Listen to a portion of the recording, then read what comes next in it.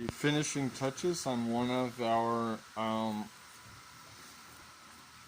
germinating and cutting tables.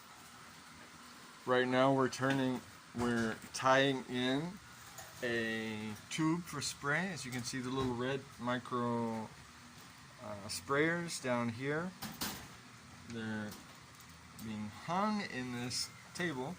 Now you see down below is expanded clay, which people are calling leca, and carbon, and some perlite. This is to add to our filtration because we're doing vertical cultivation, and that doesn't really allow for substrate to filter. So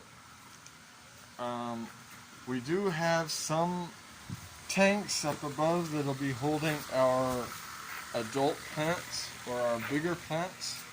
They also will have filtration going, but there's not enough of them to maintain the whole system. That's pretty much it for today. This is the third step, and we have 3 more to do. We have this one, and this one to do exactly like this over here. And we'll connect them and put a water pump in that works 24/7, and it'll be great. Alright, bye-bye.